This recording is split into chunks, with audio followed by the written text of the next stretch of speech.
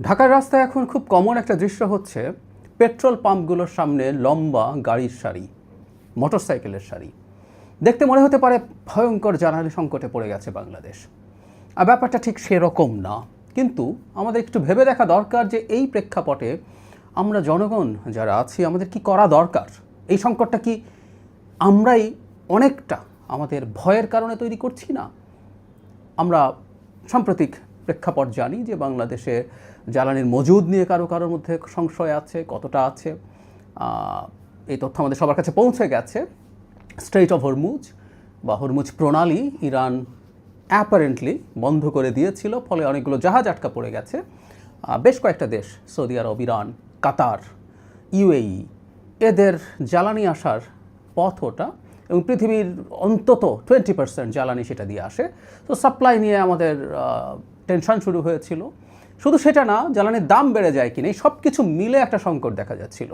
সেই সংকটটা আসলে কী পর্যায়ে আছে এবং আমাদের আতঙ্কিত হওয়া উচিত কিনা, এটা খুব জরুরি। কারণ আমরা যখন আতঙ্কিত হতে থাকি তখন আমাদের আতঙ্ক বাজারে ডিজাস্টার তৈরি করতে পারে সম্ভবত, বা নিশ্চিতভাবেই বলা যায় এই মুহূর্তে যে সংকট আমরা দেখছি সেটা অনেক বেশি খারাপের দিকে যাচ্ছে আমাদের আতঙ্কের কারণে। আমাদের আতঙ্কিত না হওয়া উচিত। খুব হতাশার ব্যাপার কি আছে? আর প্রথম কথাটা হচ্ছে ঝুঁকি আছে, এতে কোনো সন্দেহ নেই, এবং এই ঝুঁকিটা আমাদের তৈরি না। গ্লোবাল ঝুঁকি যখন তৈরি হবে সেই ঝুঁকির মাসুল আমাদেরকে দিতে হবে। আমি আগেও একদিন বলেছিলাম যে আমাদের সরকার, আমাদের বলতে আমরা যারা এই দল বা এই সরকারে যারা আছি তা না, এই সরকার আমাদের প্রত্যেকটা জনগণের সরকার। জনগণের ম্যান্ডেটে গঠিত যখন সরকার হয় তখন সেই সরকারটা শুধু যারা তাকে ভোট দিয়েছে তারা না, সেই সরকারটা সব জনগণের সরকারে পরিণত হয়। সো এই সরকারটাকে আমি আগেও বলেছি আমরা যেন ওন করি। সো আমাদের সরকারটার, আমাদের রাষ্ট্রের একটা দুর্ভাগ্য যে সরকার আসতে না আসতে 1 মাসও হয়নি, কয়েক সপ্তাহ হলো, 3 সপ্তাহ হলো, সেই সময়ের মধ্যেই এই ধরনের একটা ভয়ঙ্কর পরিস্থিতির মধ্যে আমরা পড়েছি। কিন্তু এর মধ্যে আমরা আমাদের হাতে যতটুকু আছে, অনেক কিছু আমাদের হাতে নেই, এবং এই হাতে না থাকা জিনিস নিয়ে আমরা ইভেন বড় সংকটেও পড়তে পারি। যদিও আমি মনে করি সংকট অত বড় হবে না, কিন্তু পড়তে পারি। কিন্তু এর মধ্যে আমরা যতটুকু পারি আমরা যেন অতটুকু আর খারাপ না করে ফেলি। একটা কথা আছে এরকম, কেউ যদি গর্তে পড়ে তার প্রধান কাজ হচ্ছে বা প্রথম কাজ হচ্ছে গর্তটা আর না খোঁড়া, ওটাকে আর গভীর না করা। সো আমরা গর্তে পড়ে যেতে পারি বা পড়ে গেছি খানিকটা, কিন্তু আমরা যেন সেটা না খুঁড়ি। জ্বালানি দরের প্রেক্ষাপটটা যদি একটু দেখি, সেটা হলো আমরা দেখেছি আমাদের জ্বালানি মন্ত্রী জানিয়েছেন গতকাল যে 2 জাহাজ জ্বালানি তেল এসছে, আমাদের মজুদ বেড়েছে, কিন্তু রেশনিং হবে।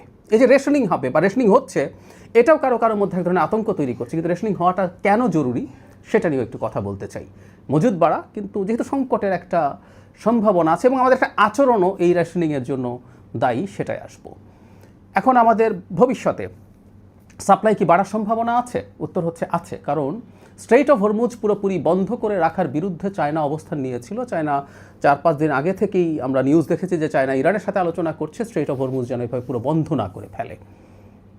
যদিও বেশ কিছুদিন বন্ধ, কয়েকদিন বন্ধ ছিল, এইটা বন্ধ থাকবে না এটা আশা করার কারণ আছে। কারণ আমরা দেখেছি সম্প্রতি 2-1 দিন আগেই ইরান ঘোষণা করেছে তারা এটা আর ওয়াইড স্প্রেড ব্যান দিচ্ছে না, র্যাদার আমেরিকা এবং ইসরায়েলের সাথে যে জাহাজগুলো তাদের সাথে কানেক্টেড তাদের ছাড়া অন্য জাহাজগুলোকে তারা ছাড় দেবে।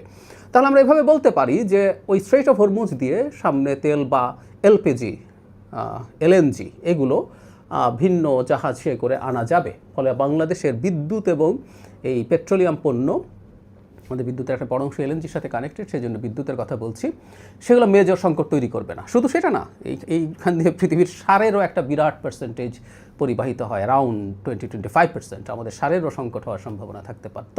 সো আমরা আশা করি যে আপাতত এই সংকটটা ম্যাসিভ হয়ে যাবে না, কারণ স্ট্রেইট অফ হরমুজ যদি আংশিকভাবেও চালু হয়ে যায়, মানে গ্লোবাল ইকোনমি এরকম ডিজাস্টারে ফেলে দেয়া, বিশেষ করে ইরানের মানে খুবই ক্লোজ মিত্র চায়না প্রচুর ইরানিয়ান ফুয়েলের উপরে ডিপেন্ড করে।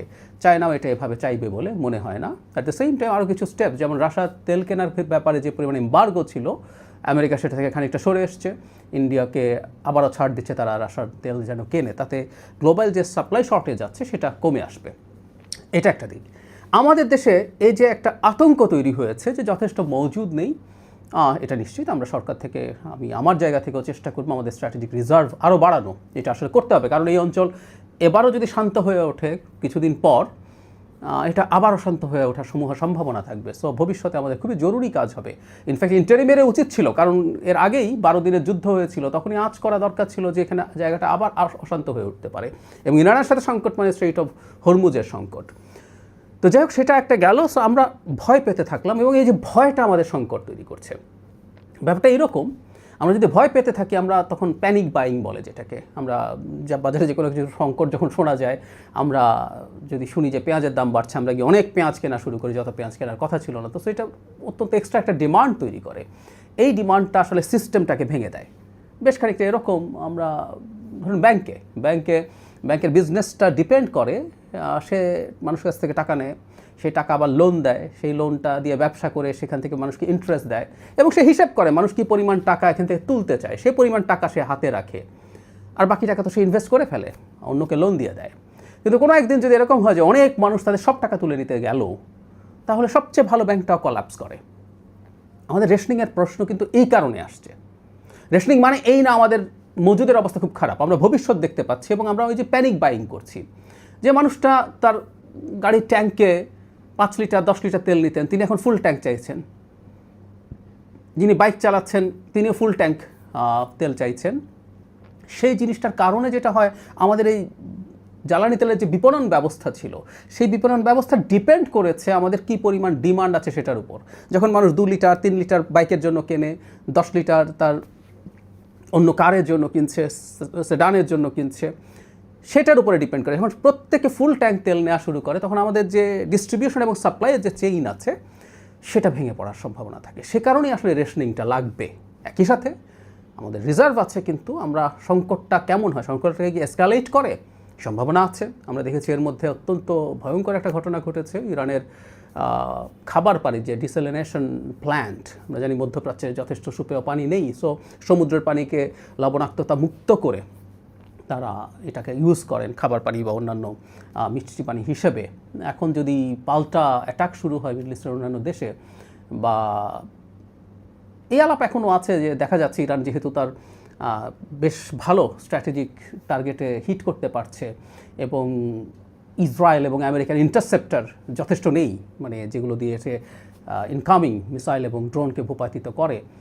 ইরানের ড্রোনও এখনও যথেষ্ট তার হাতে রয়ে গেছে ধারণা করা হয়। সো যুদ্ধ আরও বেশ কিছুদিন চলার সমূহ সম্ভাবনা আছে, তারপর অনেক লম্বা সেটা হবে না। তো যে কথাটা বলতে যাচ্ছিলাম, তাতে আমাদের জ্বালানি সংকট কিছুটা থেকে যেতেই পারে, সেজন্য সতর্ক থাকা।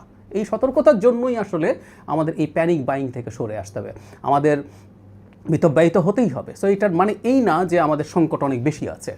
একই সাথে আরেকটা ঘটনা ছিল, আমি আশা করি আমাদের মাননীয় প্রধানমন্ত্রীর একটা সিদ্ধান্তের পর এই ঘটনাটা আর ঘটবে না। মানে এতদিন পর্যন্ত এই ঝুঁকিও ছিল, বা এটা হয়েছে অনেক জায়গায়, পেট্রোল পাম্প মালিকদের অনেকেই তাদের রিজার্ভে তেল ধরে রাখছিলেন, কারণ একটা এক্সপেকটেশন ছিল, একটা ফোরকাস্ট ছিল, মানে তেলের দাম বাড়িয়ে দেওয়া হবে। গতকাল প্রধানমন্ত্রী ঘোষণা করেছেন জ্বালানি তেলের দাম বাড়ছে না, ফলে এখন আর ওই তেল ধরে রাখার প্রবণতা পেট্রোল পাম্পগুলোর থাকবে না। সুতরাং আমরা আশা করতে পারি যে এই সংকটটা আর এভাবে চলতে থাকবে না। একটা কথা মনে রাখা দরকার, সেটা হচ্ছে একটা সরকার যে মাত্র দায়িত্বে এসছে, সেই দায়িত্বে আসার পর এই ধরনের একটা বড় বিপদে পড়েছে। এটা আমাদের সবার সরকার, আমরা সরকারকে ঠিকঠাকভাবে দেশ পরিচালনার জন্য যেন সাহায্য করি। আমরা আমাদের প্যানিকের জন্য, আমাদের প্যানিক বাইংয়ের জন্য আমরা অন্যদের জন্য যেন ঝুঁকি বা বিপদ তৈরি না করি। আমি সত্যিই আমাদের এই ব্যাপারে আশ্বস্ত করতে চাই, বাংলাদেশ ম্যাসিভ সংকটে নেই। বাংলাদেশের কিছু সংকট আছে, আর সবার যেমন সংকট আছে সেই রকমই সংকট। এর মধ্যে আবার অনেক বাড়াবাড়ি কিছু হয়ে গেছে, ব্যাপারগুলো তা না। একই সাথে আমাদের সরকার নিশ্চয়ই অল্টারনেটিভ জায়গা থেকে সোর্সিংয়ের চেষ্টা করবেন, বেশি দাম দিয়ে হলেও করবেন, কারণ জ্বালানি প্রাইমারি ফুয়েল হচ্ছে লাইফলাইন আমাদের অর্থনীতির। সেই ব্যাপারে সরকার কোনোভাবেই কার্পণ্য করবেন না। আমরা জনগণ যদি আতঙ্ক থেকে দূরে